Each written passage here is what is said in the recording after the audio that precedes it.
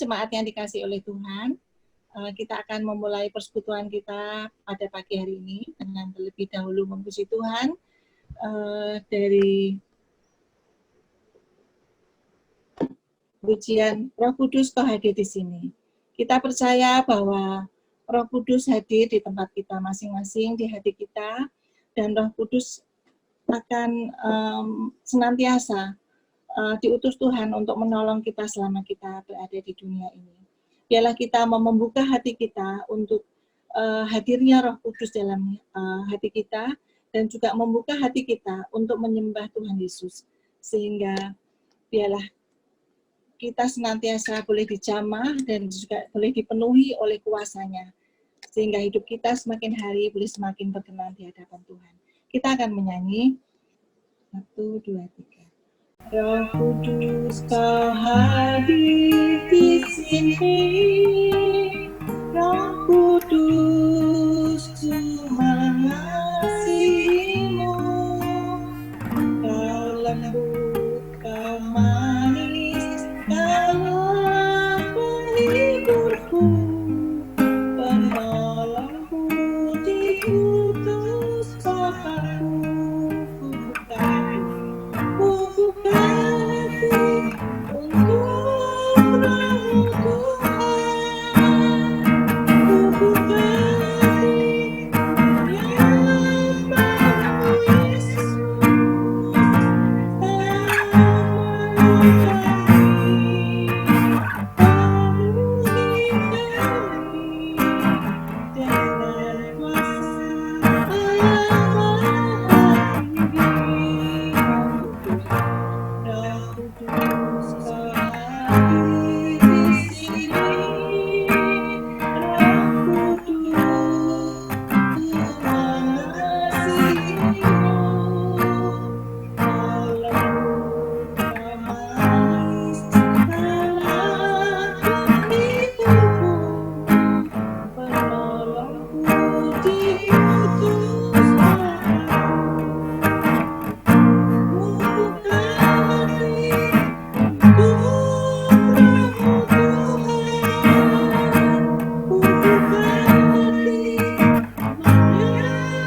menyembah Yesus, jamah kami, dengan kuasa Allah Maha Tinggi. Jamahlah kami,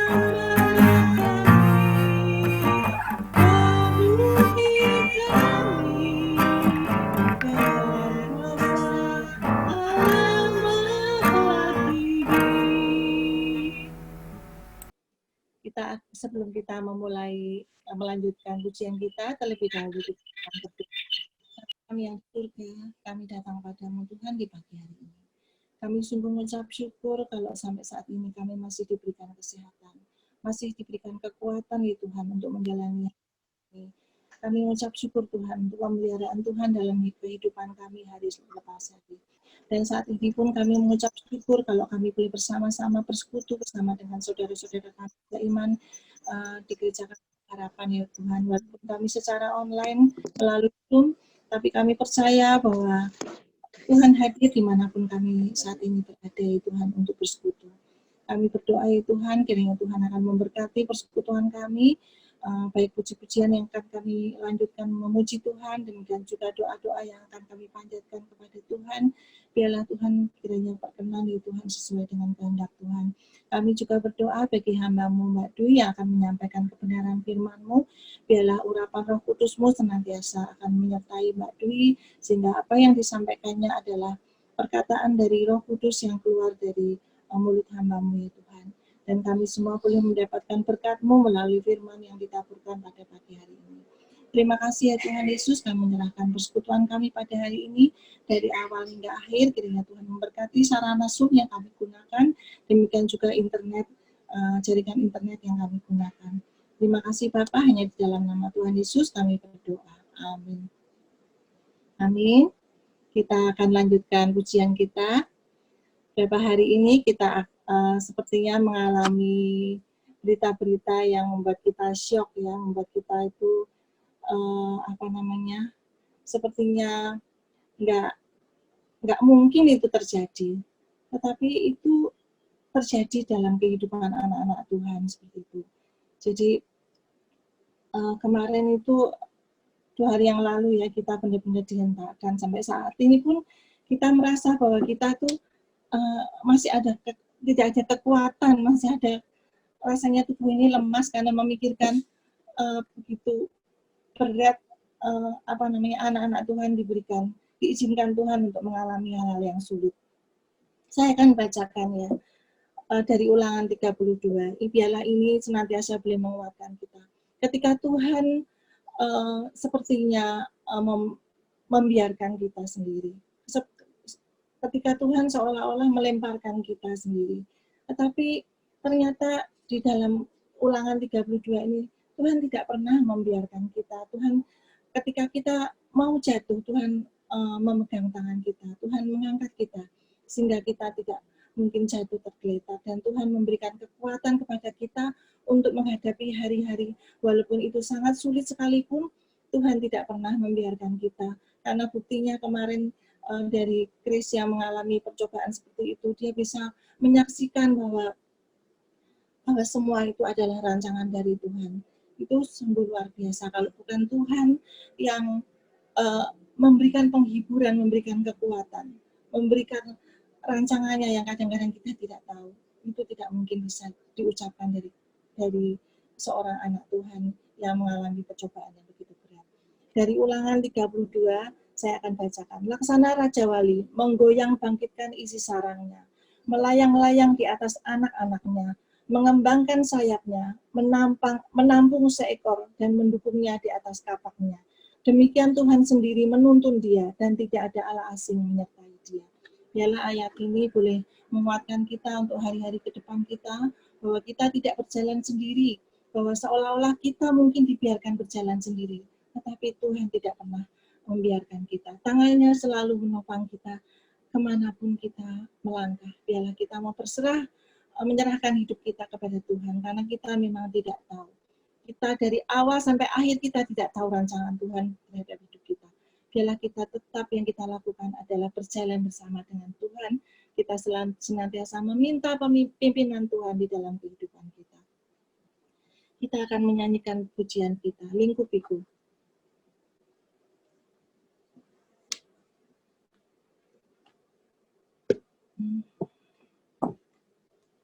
1, 2, 3. Lingkupiku dengan sayapmu, naungiku dalam kuasa-Mu, di tengah badai bergelora, ku akan terbang bersama-Mu, Bapa Kau Raja atas semesta, ku tenang sapa anakku. Lingkupiku dengan sayapmu, naungiku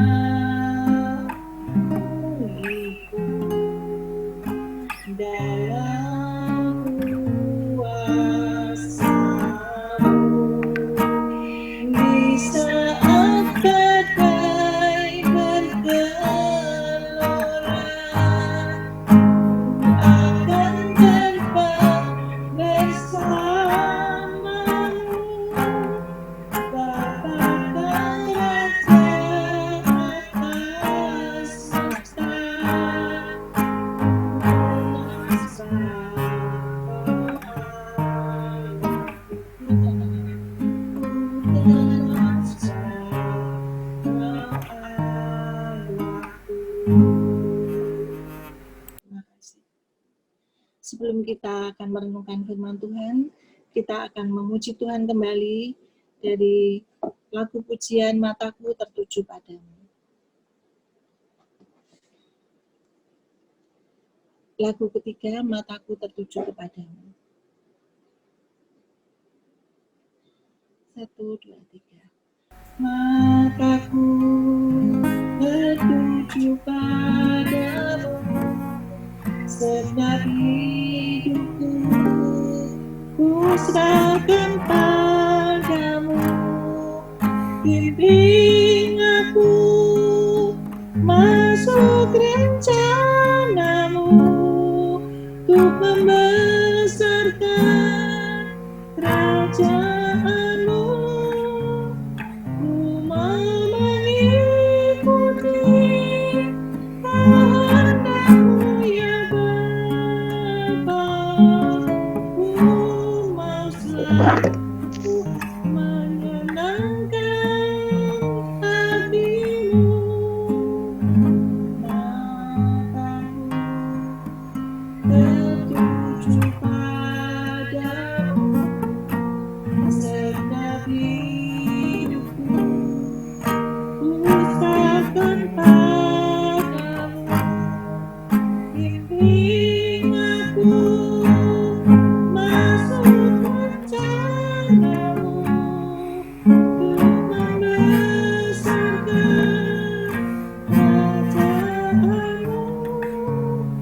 Ku mau mengikuti kehendak-Mu ya Bapa.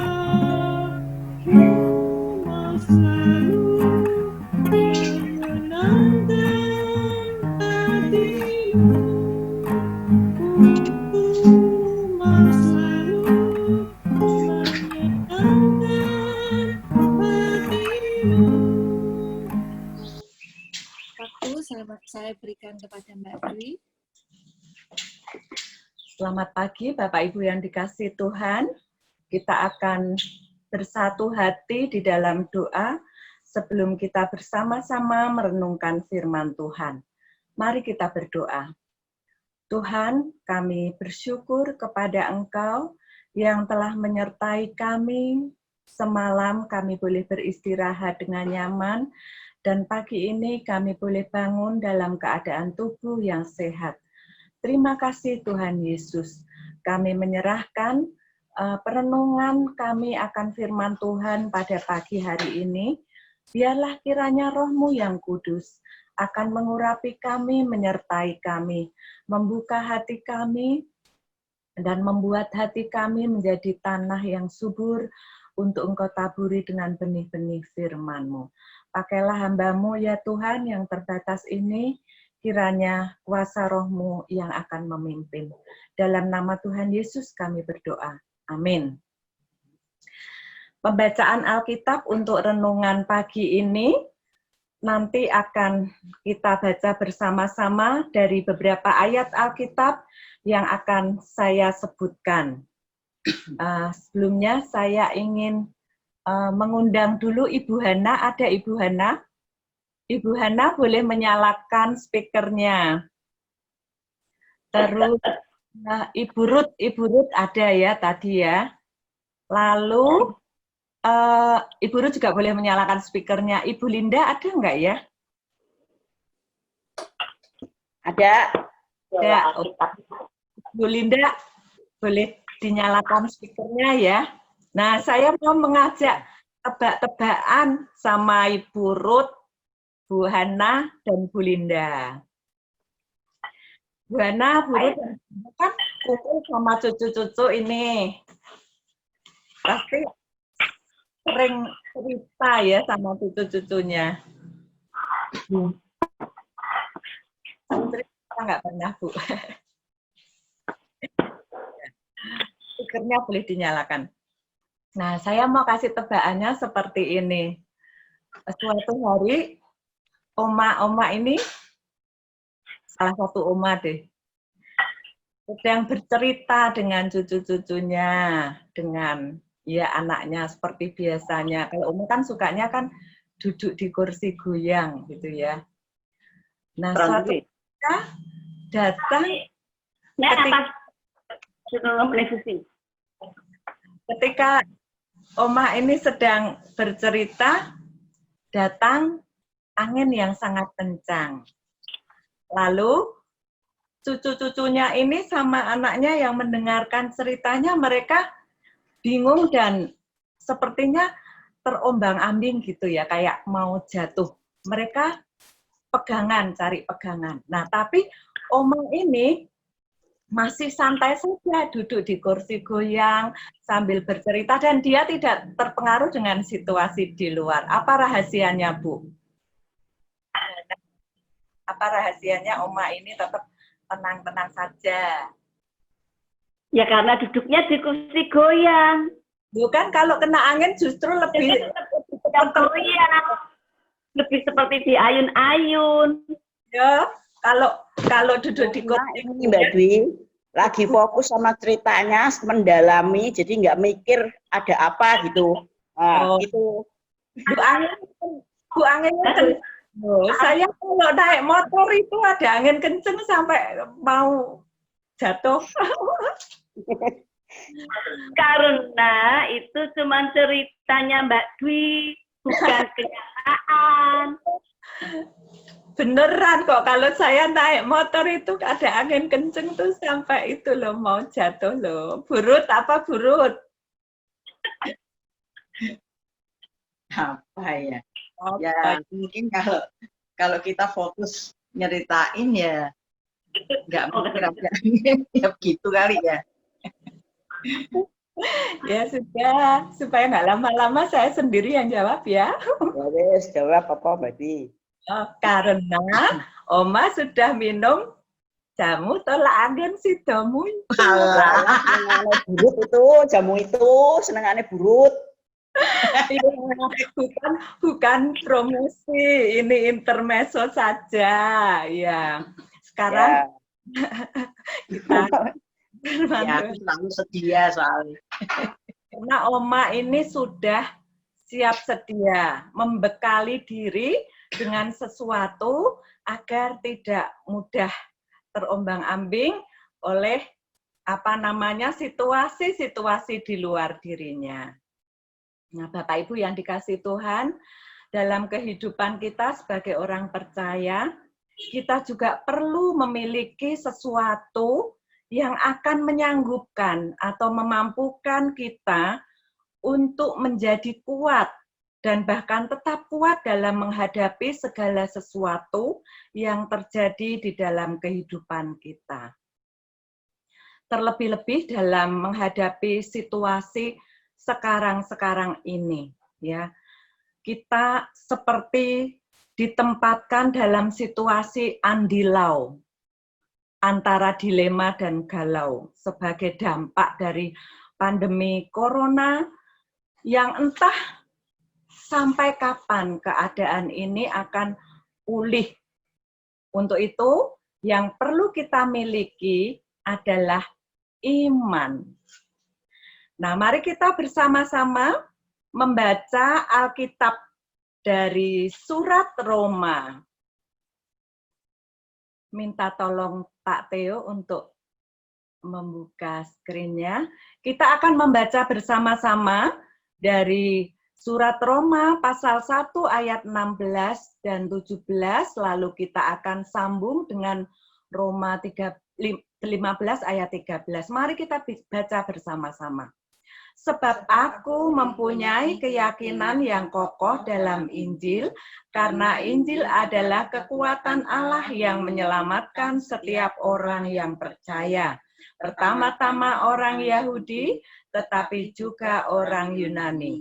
Sebab di dalamnya nyata kebenaran Allah yang bertolak dari iman dan memimpin kepada iman. Seperti ada tertulis, orang benar akan hidup oleh iman.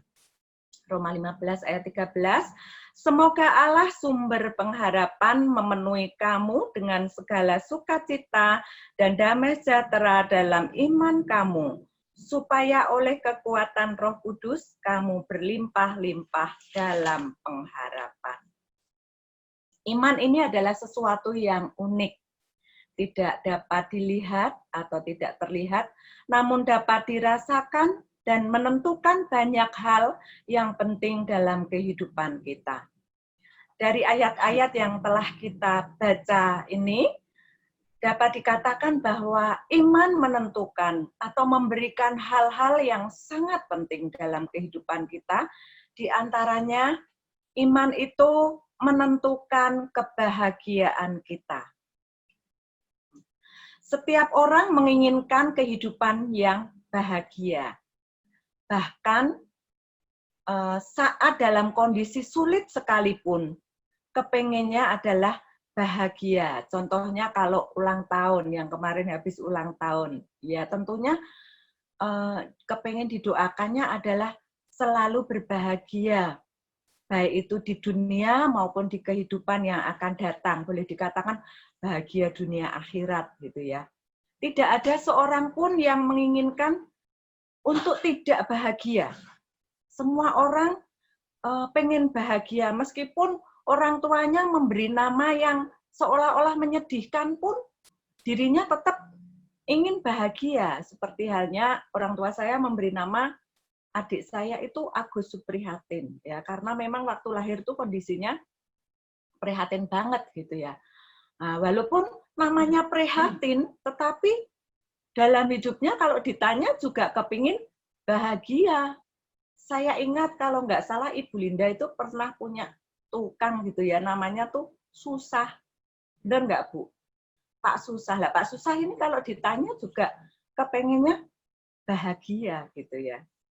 Kebahagiaan orang percaya tidak terletak pada hal-hal yang ada di luar dirinya atau hal-hal yang kita miliki. Contohnya harta benda yang kita miliki atau apapun, bahkan relasi dengan orang-orang tertentu.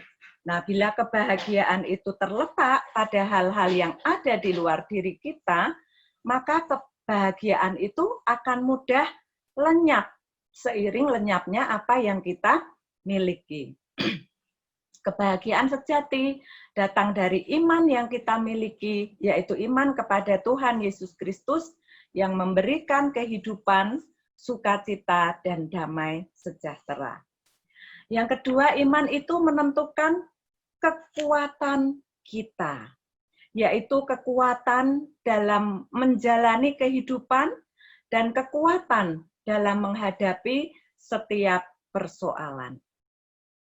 Bagi orang yang tidak atau belum percaya kepada Tuhan, mereka lebih mengandalkan kekuatan diri mereka daripada mengandalkan kekuatan Tuhan. Walaupun Tuhanlah sesungguhnya sumber dari kekuatan manusia. Tuhan pernah memberikan teguran kepada bangsa Yehuda yang sudah mulai mengandalkan diri mereka kepada manusia, baik itu kepada dirinya sendiri maupun kepada bangsa-bangsa lain yang mereka rasa lebih memiliki kekuatan yang bisa diandalkan. Nah, firman Tuhan yang menyebutkan itu adalah di dalam Yeremia 17 ayat 5. Kita boleh baca bersama-sama.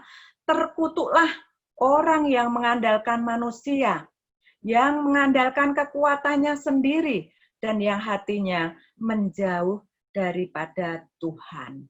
Ya, selama ini kita sudah membaca tentang kerajaan-kerajaan Yehuda maupun Israel, di mana ketika raja-rajanya mereka lebih mengandalkan kekuatan diri mereka atau mengandalkan hal-hal yang lain, Allah-Allah lain, atau kekuatan-kekuatan lain, maka hancurlah mereka.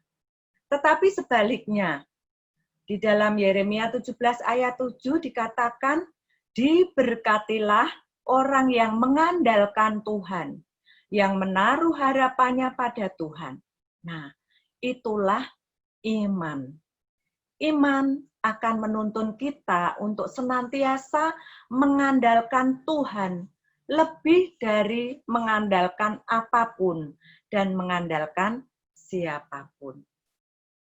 Yang berikutnya, iman itu menentukan keselamatan kita. Tadi kita sudah membaca di dalam Roma pasal 1 ayat 16, yang mengatakan, sebab aku mempunyai keyakinan yang kokoh dalam Injil.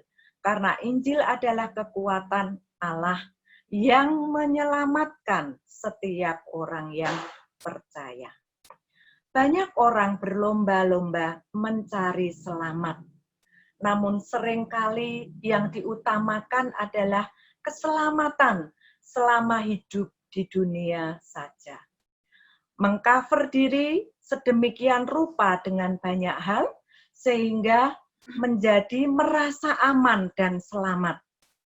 Tetapi seringkali abai dengan apa yang harus dilakukan untuk memiliki iman, yang justru itulah yang menentukan kehidupan yang kekal. Lalu, iman itu menentukan hari depan. Ya, salah satu dari rumusan iman adalah di dalam Ibrani 11 ayat 1. Iman adalah dasar dari segala sesuatu yang kita harapkan dan bukti dari segala sesuatu yang tidak kita lihat. Yang kita harapkan itu berarti sesuatu yang ada di depan, yang kita belum tahu entah bagaimana nanti jadinya. Semua orang punya harapan, punya cita-cita, punya keinginan, baik itu menyangkut hal-hal yang kita perlukan untuk hidup di dunia ini, maupun hal-hal yang bersifat rohani. Nah, untuk meraihnya diperlukan atau ditentukan oleh iman yang kita miliki. Karena itu di dalam ayat 17 di Roma tadi dikatakan orang benar akan hidup oleh iman. Karena iman itu menentukan hal-hal yang penting seperti yang kita lihat tadi. Kebahagiaan, kekuatan, keselamatan, dan hari depan. Tetapi iman kita tidak timbul dengan sendirinya. Iman kita timbul dari pendengaran akan firman Tuhan. Dan oleh karena itu, iman kita bertumbuh melalui melakukan firman Tuhan. Yakobus mengatakan, jika iman tidak disertai dengan perbuatan, maka iman itu pada hakikatnya adalah mati. Banyak sekali cara untuk melakukan firman Tuhan dalam kehidupan kita. Tergantung dari kepekaan kita masing-masing dan kesediaan kita untuk melakukan firman Tuhan. Iman akan menjadi kuat melalui tantangan dan pergumulan. Nah, dalam kehidupan kita sehari-hari ini tidak pernah lepas dari tantangan dan pergumulan. Dari masalah anak-anak sekolah, lalu masalah pekerjaan, juga masalah kesehatan kita, dan lain-lain. Mungkin di antara kita merasa ini sangat berat dan ingin segera berlalu. Namun disitulah kita dapat melihat penyertaan Allah yang sungguh luar biasa. Dan sungguh itu semua akan membuat kita semakin bergantung kepada Tuhan. Iman akan menjadi sempurna melalui ketaatan dan kesetiaan kita kepada Tuhan. Dan itulah yang diminta oleh Tuhan, untuk selalu taat dan selalu setia. Iman yang bertumbuh dewasa dapat ditunjukkan melalui perubahan-perubahan sikap dalam hidupnya. Nah, perubahan-perubahan ini antara lain adalah perubahan di dalam sikap hidup kita. Bagaimana sikap kita, bagaimana perkataan kita. Kalau ada orang yang mengatakan, wah orang itu kata-katanya sungguh bagus, begitu ya. Kalau ada yang mengatakan orang itu hidupnya dipenuhi dengan Roh Kudus, diurapi Roh Kudus, tetapi kalau hidupnya di dalam kesehariannya itu tidak jauh berbeda dengan orang-orang yang belum mengenal Tuhan atau yang di luar Tuhan, nah itu berarti imannya belum bertumbuh menjadi dewasa, masih dalam proses. Lalu iman bertumbuh dewasa dapat ditunjukkan melalui perubahan tujuan hidup. Nah, tujuan hidupnya sudah mulai mengalami proses pembaharuan. Kalau dulu lebih memfokuskan hidupnya pada diri sendiri, sekarang mulai memfokuskan hidupnya kepada Tuhan, mencari kehendak Tuhan. Demikian juga di dalam cara menghadapi atau menyelesaikan persoalan, baik persoalan di dalam keluarga, rumah tangga, di dalam pekerjaan maupun di dalam gereja. Mungkin dulu lebih mengandalkan kekuatan sendiri, merasa bisa. Ya, sekarang menjadi lebih mengandalkan pertolongan Tuhan dan menggunakan cara-cara Tuhan. Dari yang dulunya merasa bisa, berubah menjadi bisa merasa. Lalu berikutnya, bisa ditunjukkan makin bertumbuh di dalam kasih, terutama kasih kepada Tuhan dan kemudian kasih kepada sesama. Sesama boleh dikatakan juga dengan keluarga kita, saudara-saudara seiman, dan di sekitar masyarakat kita atau saudara-saudara yang lainnya. Dan iman juga bisa ditunjukkan, iman yang bertumbuh dewasa, melalui kesiapan berkorban bagi Tuhan. Nah, ini terdorong oleh kasih yang semakin bertumbuh kepada Tuhan, maka bertumbuh pula kesiapan untuk berkorban bagi Tuhan. Baik itu di dalam pelayanan maupun di dalam hal-hal yang lain. Nah, Bapak Ibu yang dikasihi Tuhan, fokus Tuhan kedatangannya di akhir zaman adalah iman. Di dalam Lukas 8 ayat 8 dituliskan seperti ini, kita bisa membacanya bersama-sama. Akan tetapi jika Anak Manusia itu datang, adakah ia mendapati iman di bumi? Kita boleh memiliki apapun di dunia ini, tetapi mari kita miliki hal yang paling dan sangat penting, yaitu iman. Karena imanlah yang dicari oleh Tuhan pada diri kita saat Ia datang ke dunia. Dan imanlah yang akan mengantarkan pertemuan kita dengan Tuhan. Untuk itu, selama masih ada kesempatan, marilah kita terus memiliki, mempertahankan, menghidupi, serta menumbuh kembangkan iman kita sampai pada akhirnya nanti. Sebab iman menentukan hal-hal yang paling penting di dalam hidup kita, yaitu keselamatan, kehidupan kekal di dalam Yesus Kristus Tuhan kita. Amin. Tuhan memberkati. Kita akan bersaat teduh melalui doa. Tuhan, kami mengucapkan terima kasih kepada Engkau yang telah memberi kami iman kepada Engkau dan yang memperkenalkan kami iman kepada Engkau. Terima kasih untuk firman yang telah berlalu ini dari pendengaran kami. Kiranya tetap firman-Mu tertanam di dalam hidup kami dan dapat kami lakukan dalam kehidupan sehari-hari. Dalam nama Tuhan Yesus kami berdoa dan mengucap syukur. Amin. Saya serahkan kembali kepada Ibu Hendra.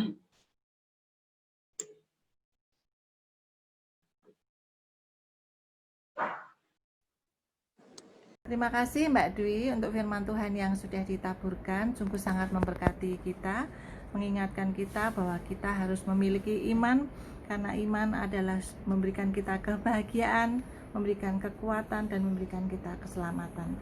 Kita akan masuk dalam pokok-pokok doa syafaat yang akan kita berdoa bersama-sama.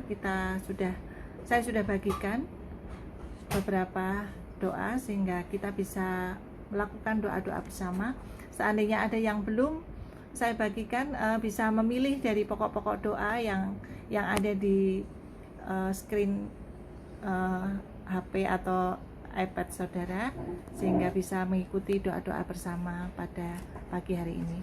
Kita akan mulai berdoa dan nanti akan ditutup oleh Pak Edi